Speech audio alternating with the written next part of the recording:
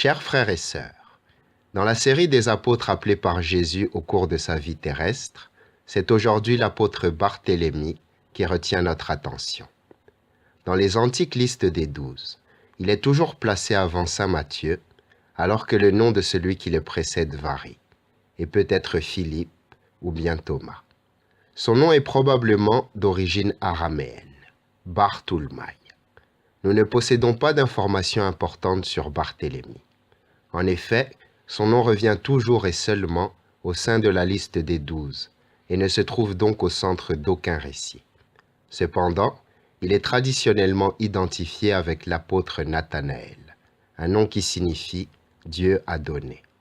Ce Nathanaël provenait de Cana, et il est donc possible qu'il ait été témoin du grand miracle accompli par Jésus en ce lieu.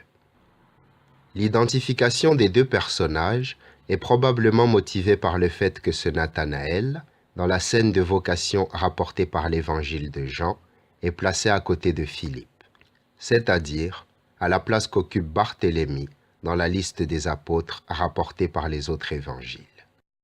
Philippe avait dit à ce Nathanaël qu'il avait trouvé, « Celui dont parle la loi de Moïse et les prophètes, c'est Jésus, fils de Joseph, de Nazareth. » Comme nous le savons, Nathanaël lui opposa un préjugé plutôt grave. De Nazareth, peut-il sortir de là quelque chose de bon? Cette sorte de contestation est, à sa façon, importante pour nous. En effet, elle nous fait voir que, selon les attentes des Juifs, le Messie ne pouvait pas provenir d'un village aussi obscur, comme l'était précisément Nazareth. Cependant, dans le même temps, elle met en évidence la liberté de Dieu, qui surprend nos attentes en se faisant trouver précisément là où on ne l'attend pas. D'autre part, nous savons qu'en réalité, Jésus n'était pas exclusivement de Nazareth, mais qu'il était de Bethléem, et qu'en définitive, il venait du ciel, du Père qui est aux cieux. L'épisode de Nathanaël nous inspire une autre réflexion. Dans notre relation avec Jésus, nous ne devons pas seulement nous contenter de paroles. Philippe, dans sa réponse, adresse une invitation significative à Nathanaël. « Viens et tu verras ». Notre connaissance de Jésus a surtout besoin d'une expérience vivante.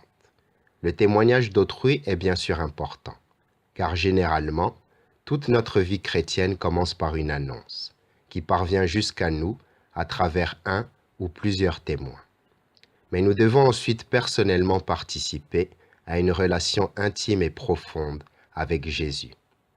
De manière analogue, les Samaritains, après avoir entendu le témoignage de leur concitoyenne que Jésus avait rencontrée près du puits de Jacob, voulurent parler directement avec lui. Après cet entretien, ils dirent à la femme, « Ce n'est plus à cause de ce que tu nous as dit que nous croyons. Maintenant, nous l'avons entendu par nous-mêmes. Et nous savons que c'est vraiment lui, le Sauveur du monde. » Mais revenons à la scène de vocation. L'évangéliste nous rapporte que, lorsque Jésus voit Nathanaël s'approcher, il s'exclame « Voici un véritable fils d'Israël, un homme qui ne sait pas mentir. » Il s'agit d'un éloge qui rappelle le texte d'un psaume. « Heureux l'homme dont l'esprit est sans fraude. » Cet éloge suscite la curiosité de Nathanaël, qui réplique avec étonnement. « Comment me connais-tu » La réponse de Jésus n'est pas immédiatement compréhensible. Il dit « Avant que Philippe te parle, quand tu étais sous le figuier, je t'ai vu. » Nous ne savons pas ce qui s'est passé sous ce figuier. Il est évident qu'il s'agit d'un moment décisif dans la vie de Nathanaël. Il se sent touché au plus profond du cœur par ces paroles de Jésus. Il se sent compris et il comprend. Cet homme sait tout sur moi, il sait et connaît le chemin de la vie. Je peux réellement m'abandonner à cet homme. Ainsi, il répond par une confession de foi claire et belle, en disant « Rabbi, c'est toi le Fils de Dieu, c'est toi le Roi d'Israël. » Chers frères et sœurs, dans cette confession apparaît un premier pas important dans l'itinéraire d'adhésion à Jésus. Les paroles de Nathanaël mettent en lumière un double aspect complémentaire de l'identité de Jésus. Il est reconnu aussi bien dans sa relation spéciale avec Dieu le Père, dont il est le Fils unique, que dans celle avec le peuple d'Israël, dont il est déclaré le roi, une qualification propre au Messie attendu. Nous ne devons jamais perdre de vue ni l'une ni l'autre de ces deux composantes, car si nous ne proclamons que la dimension céleste de Jésus, nous risquons d'en faire un être éthéré et évanescent. Et si au contraire, nous ne reconnaissons que sa situation concrète dans l'histoire, nous finissons par négliger la dimension divine qui le qualifie précisément. Nous ne possédons pas d'informations précises sur l'activité apostolique successive de Barthélemy ou Nathanaël. Selon une information rapportée par l'historien Eusèbe de Césarée au IVe siècle, un certain Pantène aurait trouvé jusqu'en Inde les signes d'une présence de l'apôtre. Dans la tradition postérieure, à partir du Moyen Âge, s'imposa le récit de sa mort par écorchement, qui devint ensuite très populaire.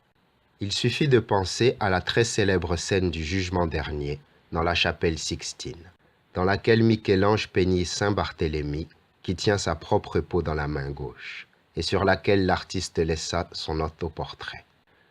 Les reliques de l'apôtre sont vénérées ici à Rome, dans l'église qui lui est consacrée sur l'île Tibérine, où elles furent apportées par l'empereur allemand Othon III en l'an 983. En conclusion, nous pouvons dire que la figure de saint Barthélemy, malgré le manque d'informations le concernant, demeure cependant face à nous pour nous dire que l'on peut également vivre l'adhésion à Jésus et en témoigner sans accomplir d'œuvres sensationnelles. C'est Jésus qui est et reste extraordinaire, lui à qui chacun de nous est appelé à consacrer sa propre vie et sa propre mort. Amen.